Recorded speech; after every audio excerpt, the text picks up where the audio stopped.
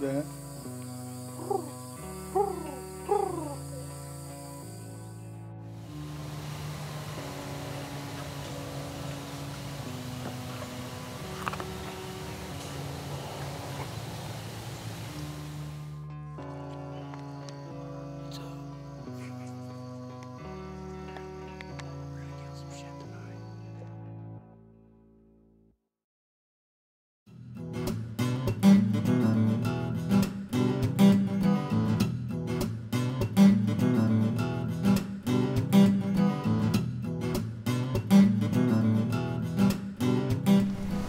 All right, hey guys, thanks for watching.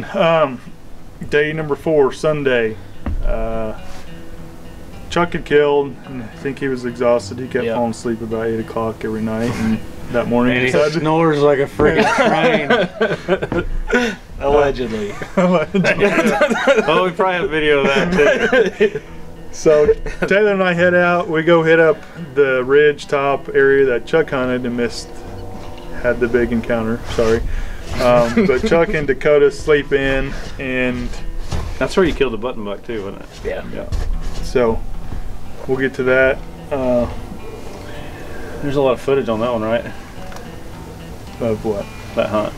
No, because nothing happened. Oh. Forgot. Yeah, that was that night. Yeah. So Sunday when you saw the big one again. Yeah. Why not? He's getting to it. He's getting to it. Cut. Action. All right. So Sunday morning, bus. Taylor and I in a tree all morning. Nothing. It was awful. I didn't understand it. Seen a damn squirrel. We didn't. We saw a couple boats driving by, and that was about it. Yeah. It was rough. I don't understand what happened. It was a nice morning too. It was calm. It was perfect. I was really excited, and I was pretty upset that it didn't work out seeing anything. So Dakota and Chuck slept in, and they had breakfast ready for us. Breakfast, lunch. By the time we got back, it was lunchtime. So Taylor's up tonight in this afternoon hunt. I think we're gonna head into the hot spot area that Chuck killed, I killed. There's still that big 9-pointer we know is in there that Chuck missed, so I think we're gonna head up in there and see what happens. So stay tuned.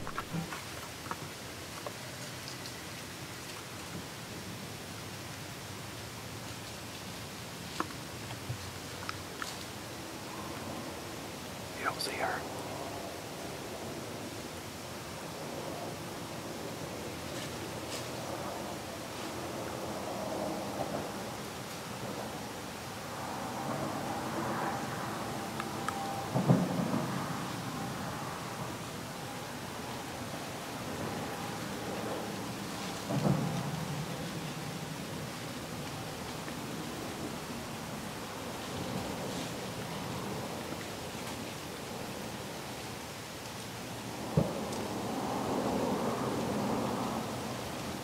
He's like 20 yards behind her.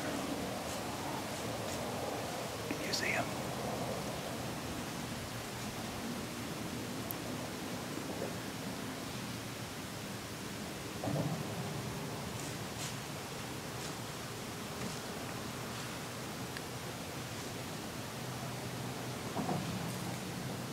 I know.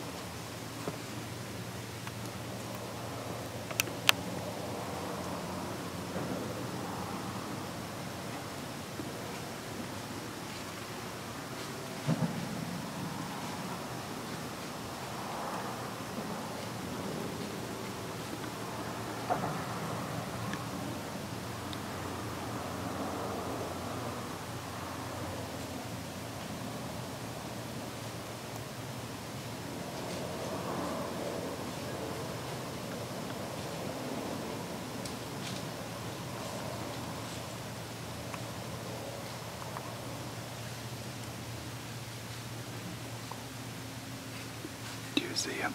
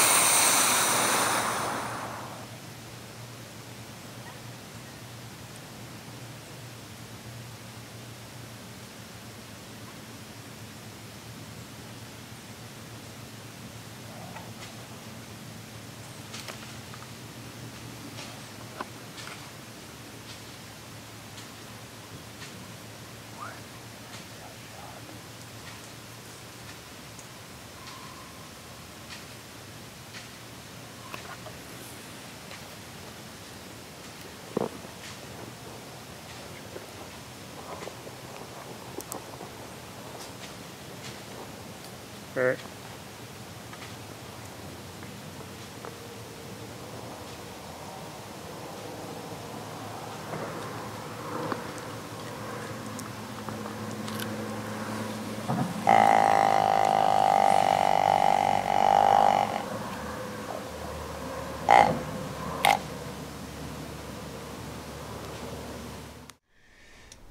Going back to this hot spot area that I keep talking about, it's where Chuck killed, it's where I killed, and seen bunch. Got the big 9-point in there that Chuck was unfortunate with. But the wind was not where I wanted it to be, so Taylor and I had to slip up a little different. And we got in there, and I think when we were climbing up the tree, you're like, I'd like to be up there. And I think I said, I was no. wondering if you'd mentioned that. I said, no, I don't want to get my wind up there too far. So we stayed back and stuck with the plan and got up there. And it was one of those thick spots where they were going to be on you within a 30-yard shot. And that's what happened. I forget what time it was, but it wasn't late, but it wasn't hard. I mean, probably. I don't even want time it gets dark then. Yeah, it was probably 5:30.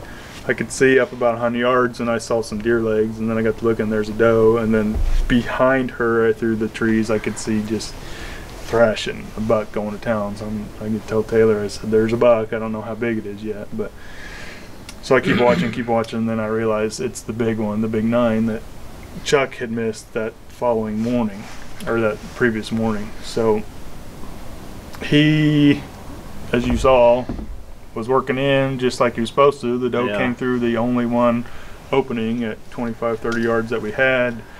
If he'd have followed her, it'd been.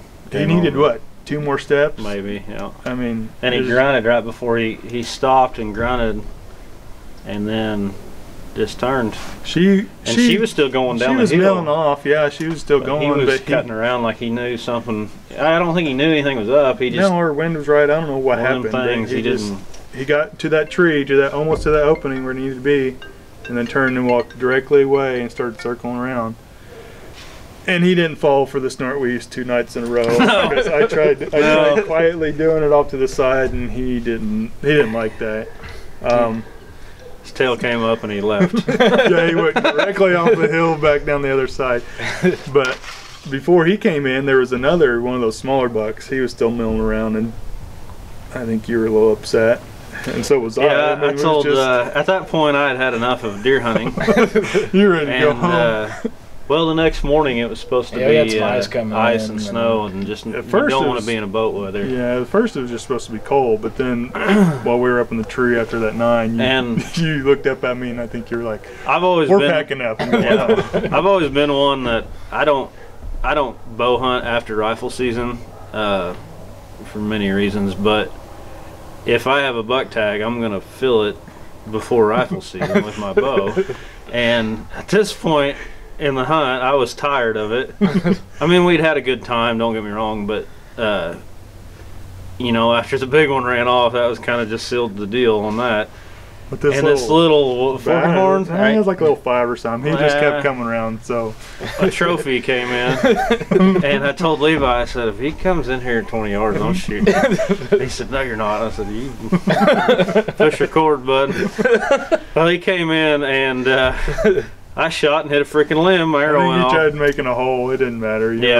You were ready to go. And then we climbed down and left.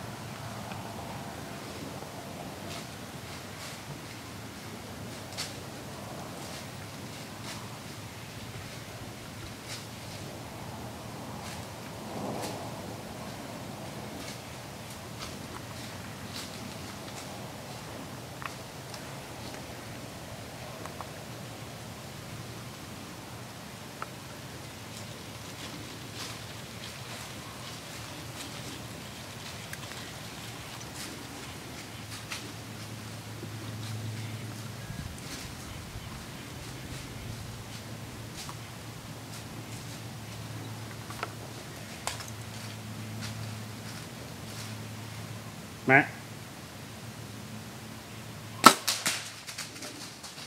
Shot over his back.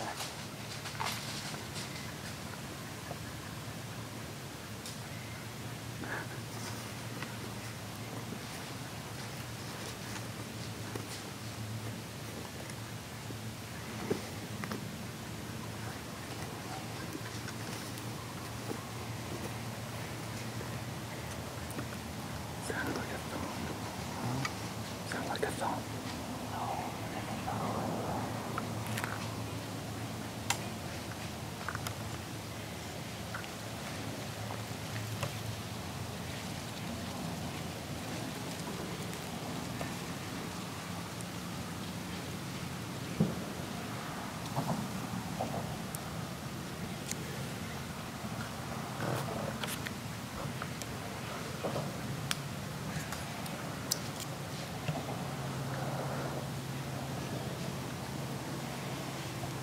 Did you hit a tree or something?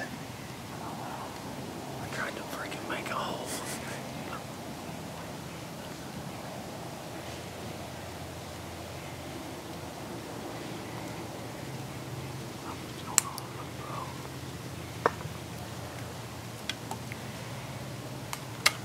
Yeah, so that was that.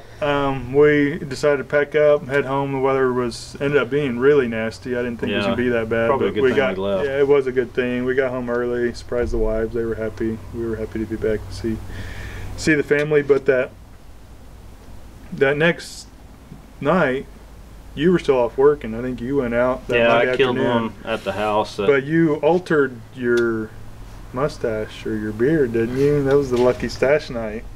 Yeah, it was. Hey, it was You're a little getting ready bitty. to see that video. Did I have it?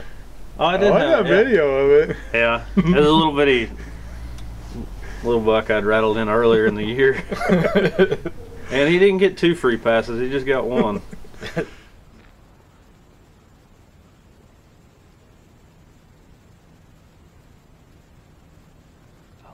Hey folks,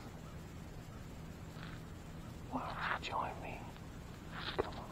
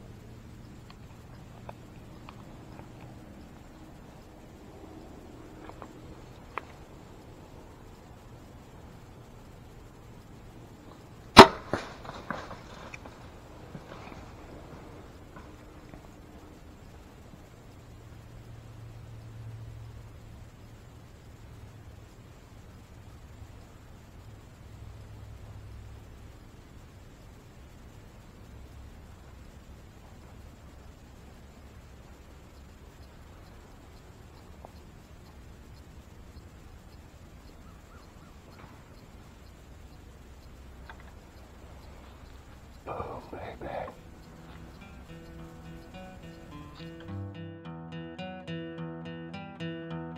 Lucky stash striked again. You'll see it next year too. Trust me. It was a good time. So we closed out the bow hunt, bow trip of this year, and 2019. it was a good time. I think it was a big learning experience for Chuck and I. Like I said, Taylor's familiar with that area, but it was just fun to go hunt a new area and try It's to different, yeah. You Do it learn a different way. Bring a boat in. Yeah. Get away from people. Yeah, and there's a ton of deer around every lake in Missouri. There's tons of deer. from You the just, south to the north. yeah, I mean, you just got to learn how to hunt them. and the Onyx helped. Like I've mentioned, being able to use those filters, figure out the core, the public land, the national forest, all that stuff. But just, I don't know. I grew up watching the Bill Jordans and those TV shows and I was basically self-taught. I didn't have guys hunting. My dad didn't hunt very much, so I got into bow hunting at an early age, and I grew up watching those videos and trying to learn how to hunt. But it wasn't until before this hunt that you know, social media and YouTube and all these new avenues of information are coming out, and you got the Dan Infalts and, you know, the hunting public, and a lot of these people revealing a lot of new hunting tactics or, you know, tips and tricks that I never knew. So to put those tips and scouting tactics and all that stuff together, and it work, and to have the success on the public land that we did. We'll see next year if it was a fluke or not. But well, I feel like we and learned too, a lot. you guys kind of got spoiled on your first trip because I know you've the been rut up was there in the dead on. past. And the year before, it was exactly the opposite. We hunted for 3 or 4 days, and Dakota was on a good one, but they weren't chasing. The does weren't moving. I mean, I hiked a lot, and I think I only jumped 2 or 3 deer up in a weekend. I mean, I'm sure we hit it on the perfect yeah, storm. it was good. In general, the terrain, everything was just exciting for me anyways to, like I said, get into a new area. But it just, the whole experience was a lot better, a little bit closer to home. I mean, we've driven to the Iowa border and hunted public land after public land, and all it is the parking lot full of every other state in this country. No. And we got tired of it, so we went and found new areas, and we hope they keep producing because it was an unreal trip.